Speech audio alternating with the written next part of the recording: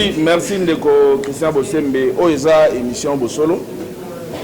Eza, il est certes vrai que a ébi français, mais a préféré que lingala landais toloba. Donc ba avocat pe baza ba kinoa ba kolobaka na monoko ya lingala.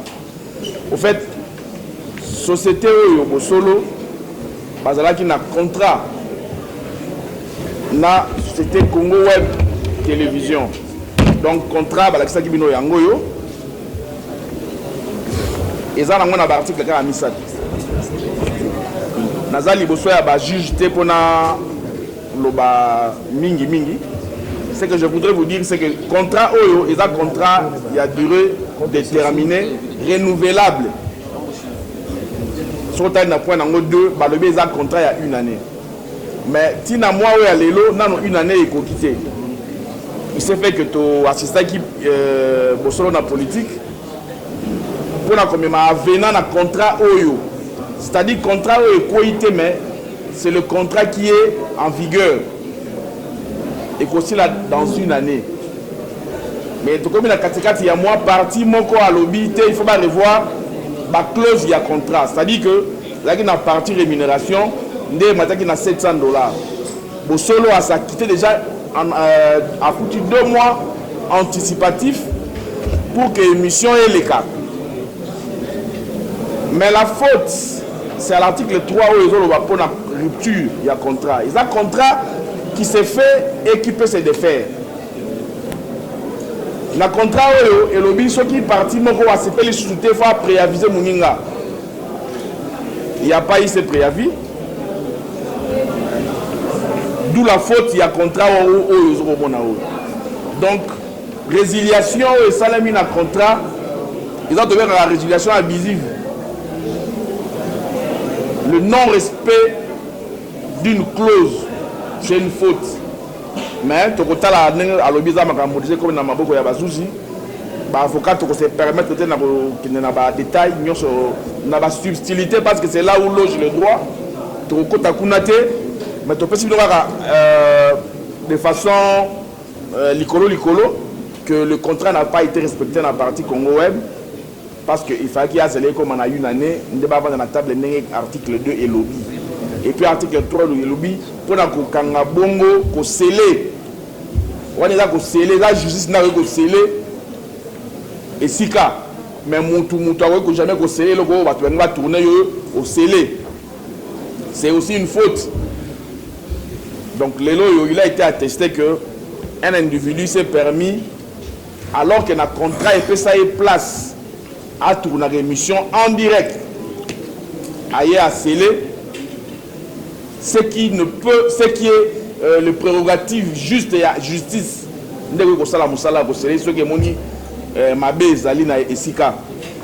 Donc pour na kota vraiment na mosindo ya affaire te na kosukana pour na kolobaki boso na politique à se remettre na ba instance judiciaire pour que batala comment réparer préjudice ou alors subir.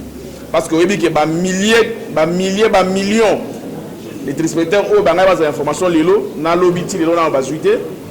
Donc, il y a préjudice monnaie, il y a dans la société, manque à gagner. Et puis, la population, les clients, ils ont s'informer. D'où en tout cas préjudice et vous allez exemplaire pour vous décourager. Pareil pratique. Et dans l'opérateur économique, il faut respecter parce que le contrat entre deux parties, c'est la loi des parties. Donc,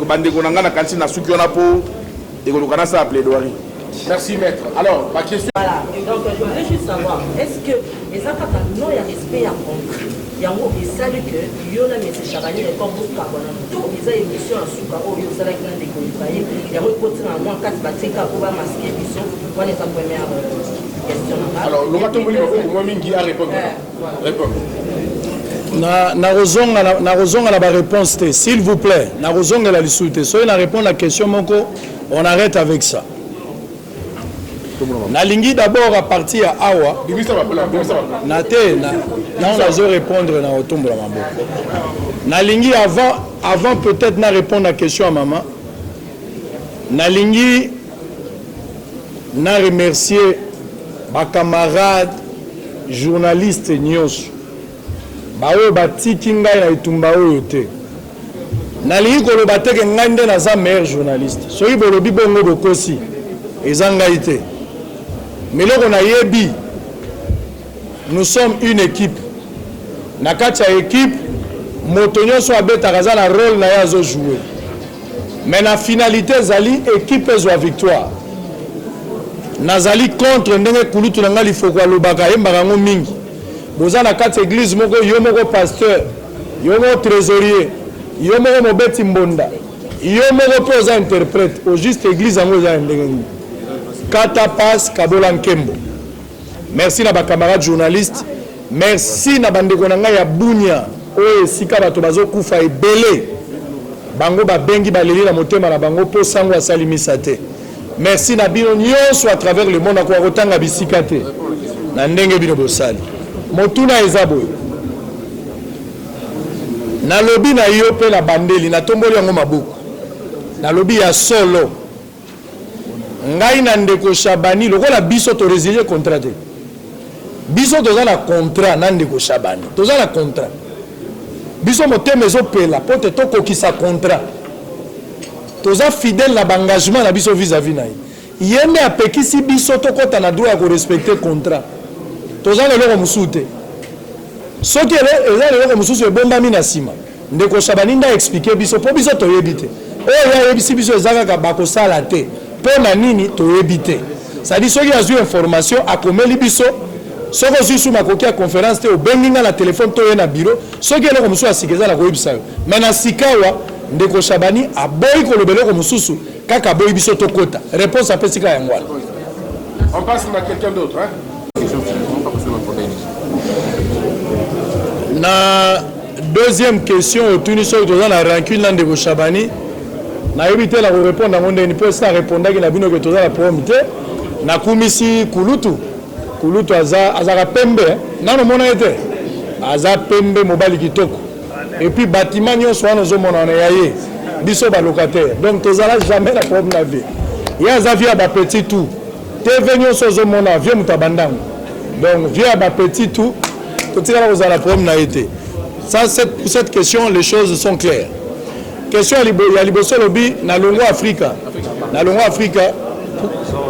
raison na longo Afrika est-ce que cause la même raison yango na longo non eza na même raison te parce que awa na Congo web na lobi na longo te Afrika na longwa awa na longo te awa ezali nga naza na contrat esengeli na kota na ba droit na ngai ya contrat to bandaki déjà toza ko exécuter nyonso ezalaki déjà malamu mais bapekisi nga na continuer ko jouir na ba droit na ngai contrairement en Afrique donc eza biloko mibale moyen na pesa ngo biloko ekokani eza te naza travailleur ya Shabani te ok naza partenaire ya Congo web toza na contrat wana yende apekisi etambola donc pour le moment eza te ke toza na rancune eza te na longwe soki nazalaki travailleur nde na longwe awa naza travailleur te na longwe te donc je ne sais pas dire autre chose que oyo wana troisième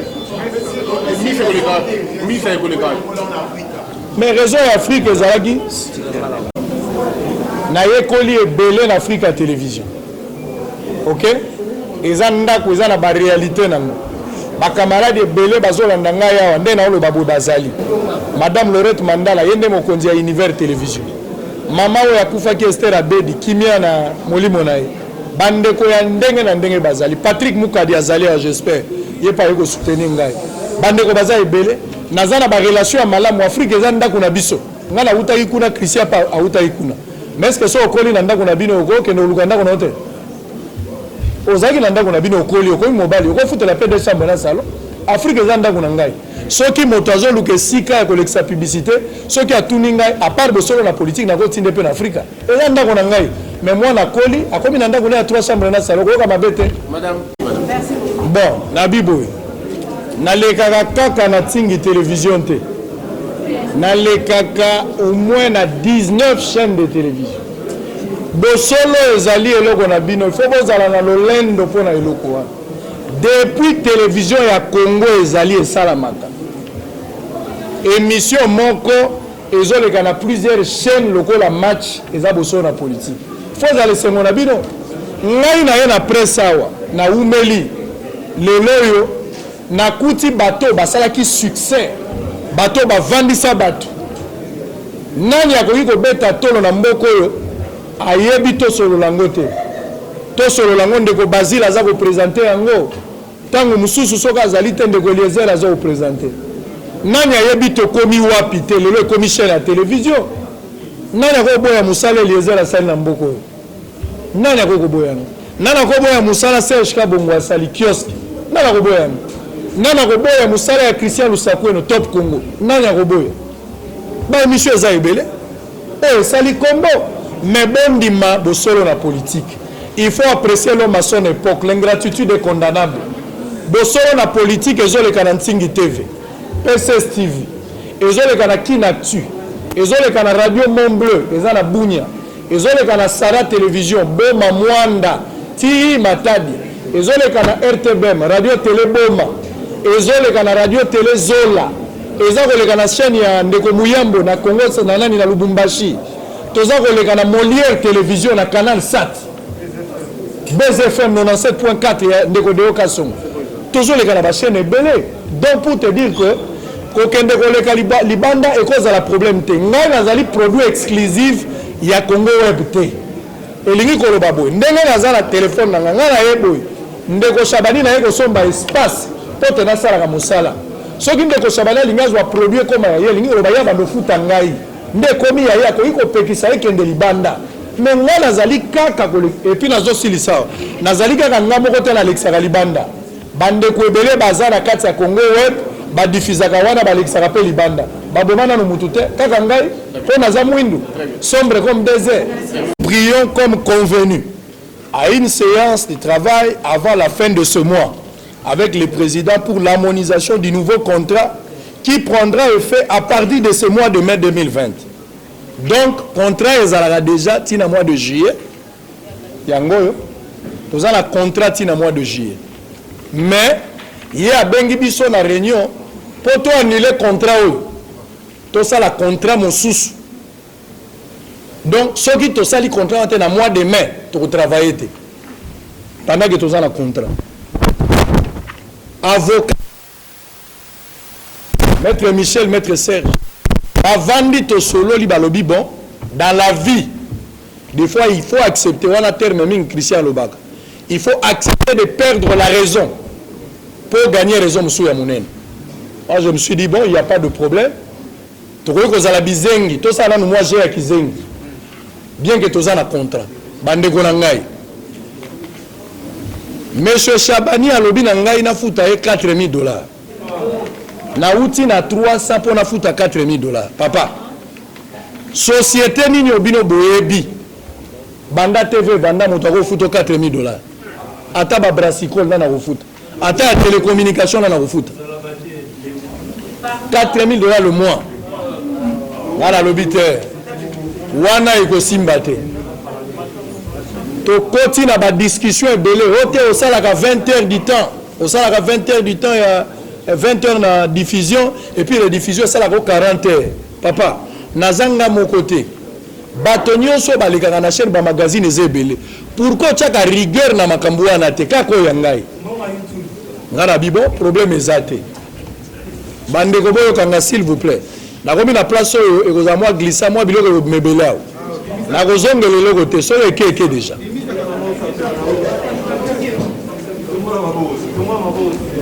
To komi na likambo wana. Si ma discussion ya biso na ye natangi bato bazalaki na kati. Natangi a maître Raphaël pour ngai avocat. Natangi maître Riguet na Ndeko Shabani avocat. Et puis natangi Ndeko Gilbert na biso mibale lokola 5. Toyokani boye. Eloko ya sika ekoti, eloko ya sika ekoti na contrat otokosala na demande na ye mbongo. Mbongo elongwe na $300 après discussion tokomi na $700. Eza d'abord rebelle. Mais ton dimi yango ba doubler ndako. Mais ton dimi ko futa 700. Et puis ya mibale toye koyokana pona ba air ya diffusion, ya rediffusion parce que le problème les zalaki Ce que ça l'émission na tongo direct. Na air à rediffusion aux autres tourner les sous. On a expliqué que ba réseau est zalaka. Beaucoup za tongo bo sali actualité mais na moi actualité mususu se produire. Pendant que za en temps réel, il y a possibilité de tourner na air wana. Et que ça le problème té. Après ça condition avant ça la bongo il faut senga ou informer ngai au préalable. Na trouvé qu'il y a un problème té. Alors biso qui y était. Au ko lo banande ko Gilbert. Ce qui ndeko Gilbert azate aux 8 DG ndeko mandeki. Ngana moni yango problème té. Eza administration biloko to sala depuis kala. Ce qui to sala émission na tongo et que na poko sengeli to sala loko to sala ka bongo to ko signifier bango po total disponibilité à plateau. Et puis tu vois qu'à charge, il y a des gens qui travaillent en dehors du programme normal. Tout ça, c'est déjà. Donc, il faut expliquer tout le monde qui a un problème. Nous sommes normal. Na tuni ndeko Chabani na suka. Tout ça, c'est na lobité. Makamba ba contrat, tout ce qui est avocat. Pour les alliés, domaine na bisoté. Bien que je suis étudiant en droit, mais nous avons une maîtrise, il y a élaborer contraté. Toyokani, bavoka na yena bavoka na ngai, bakota en contact, ba élaborer contrat. Oya sika, ba bakisa belema oyo kozala pour que to signer. OK. Sikoyo, en attendant compter ko salam. Ngai il faut na tourner lobby. Attitude à prendre na sala nini. Na futa mbongo to na futa te po il faut na banda. To komi dans la souka sanza. Po lobby na ngai ke soki na futi te to sala te. A lobby na ngai tu peux payer. Na kei na koti place la futa kana tindi trésor kala faye assiste. To futi $1,400 pour na 2 mois. Mois ya mai na mois ya mars et na mois ya juin pardon. Mai na juin. Donc sanza o tozali na o ezakoya. To futi yango $1,400. To bandi musala. En attendant avocat bazo travailler pour ba na contrat, ba thème de référence ici to sololi. Makambo eleki malamu. Na bandi ko sala na nga kitoko. To komi lundi, to za na problème te. Lundi to yebi eloko te. To invité honorable Daniel Safou à s'excuser normalement il fallait zalao. Nande ko aller à Leng. Ba yepo ba sala débat na bango bomo mesal. Ba téléspectateurs baza et belé à travers nani la République et puis le monde. Bazali plus de 50 millions de personnes ba o balandaka boso na politique. Boye bibino moko bosolo nazana eloko na kolobate bosolo eza su yanga été comme ya biso nyonso bosolo yango nde service traiteur bikolo nyonso bazolia to kamwe to na tongo to ya kosala émission to kuti porte ya kokanga na ba invité quelle humiliation obengi bato basokoli balati bilamba batie carburant bafuti mbongo pona émission to sali annonce bato bazozela émission manque ya respect pour na bato wana na yokaki nzoto na ngai poli pour la première fois na mi yoka ke naza humilié ba humilier tout un peuple ba oyo baza fidèle na programme neno bango balingi na tuni raison enini monsieur Maurice ou azali directeur ya programme alobi nango tuna monsieur Bodo azanase na tuna Bodo comme ça isa ina kalunga na tuna Bodo bona binga na tikaki côté à régie et finalement ils ont pris le courage de me dire que c'est sur instruction à Chabani à Boito Kota pour tourner émission. Quelle était la raison? Quelle était la raison de éviter? Alors ngai lokola s'il vous plaît ngai lokola moto oyo azo prôner pour l'état des droits moto azali respectueux ya mibeko na kokaki komi sale la justice te. Qu'est-ce que j'ai fait en priori? Na bengi batoni na informé avocat na ngai avocat pe ba informé na parquet atindeli biso ba inspecteur po ba ya ko constater na biso lolenge ba pekisi biso to kota na ba droit na biso po soki na lobaki likambo to na força qui kobuka porte comme destruction méchante oh Israël a salibo oh sursaut d'orgueil to kota te ngala za mwana nzambe to kokene na logique wana nandimi ko ki mambango seke na yokani na mabaku to kokende ka bongo to komi na likambo wana ba inspecteur ba ye bainspecteur bakamwe bainvité batelemi bainspecteur balobi nani akoti nani aboyi bokota biso tolobi directeur ya programme yeyo tala pe papa mosusu batangi yeyo bango nyonso bazowangana finalement na couloir monsieur Chabani aye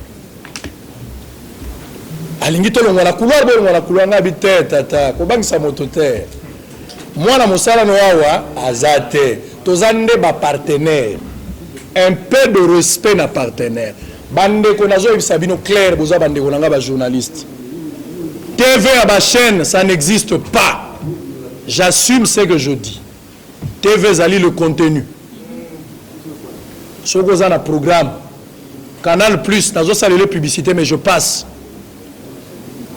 bovanda ba 0 heure azokotsa millions eza par rapport à chaîne T eza par rapport à un programme et puis nos journalistes besoin élaborer ba programme wana bino nde bozo sala force ya ba chaîne ebele pourquoi bazo considérer binote pourquoi bazo considérer binote bino nde batu bozo concevoir bino nde bozo sala musala et sengela ki besoin minimum ya respect bozo mériter yango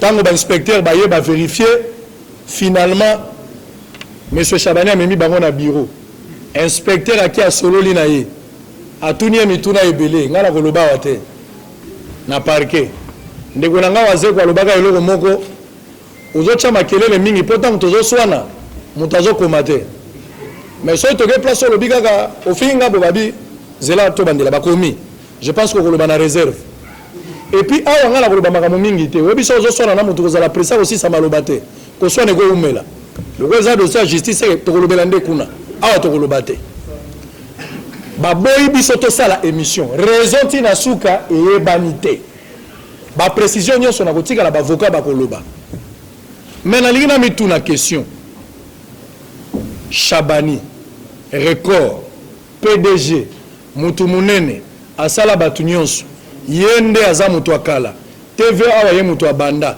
biso nyonso toyeboye nyonso eza ye na ndimi kulutu oza makasi mais contrat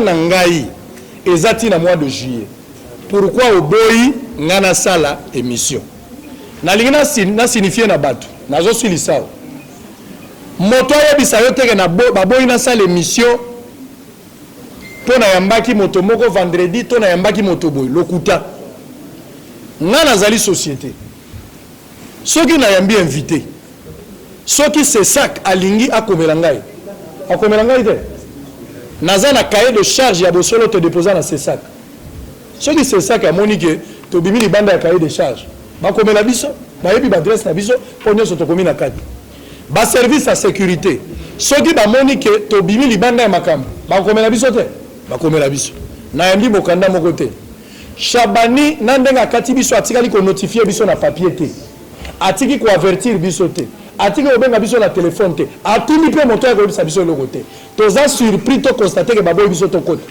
eloko muso esalite na lingi état de droit na likambwana esengeli salama batu muso bandimaki te que plainte ezali oui monsieur il y a la plainte contre monsieur Chabani na porter plainte et puis le raison na simate na porter plainte il faut na kota na ba droit na ngai nous avons un contrat monsieur il faut le respecter quoi va bisanga to azalaka kaka boya monsieur il doit respecter le contrat. Il doit respecter les contrats. C'est une obligation. Il va le respecter, c'est une obligation. Mais je demande à ce que M. Chabani a respecté le contrat. Et le reste, l'avocat va expliquer bino. Il n'y a pas un problème politique au Ekati émission. Le président de la République que je salue n'est pour rien. Moutako Ebisayo Théo Fati Atini Bakat émission Lokuta. Et les appels Bakamoto Bayambaki Bato FCC Babengi Lokuta. Motomoko FCC abengi azate o moto alamuka eloko esalamite tika kokose la Fati tika kokose la makambo FCC o MLC o lamuka lokuta monsieur olobaki na ngai na ba indice na yo mbongo matingai na ye mwa matama mwa mutuka mususu obosani ke nazaki na mituka mibale na ndimi pe ko matsa mbongo to futi pe mbongo metokoti na ba droit na biso te soki monsieur Chabani a respecté contrat Tokoti Kate jusqu'à ce que justice est katalikamboana. Maître, vous avez la parole pour Nangai. Soki mituna ezali je suis disponible à répondre à ma question. Il n'y a pas de question table.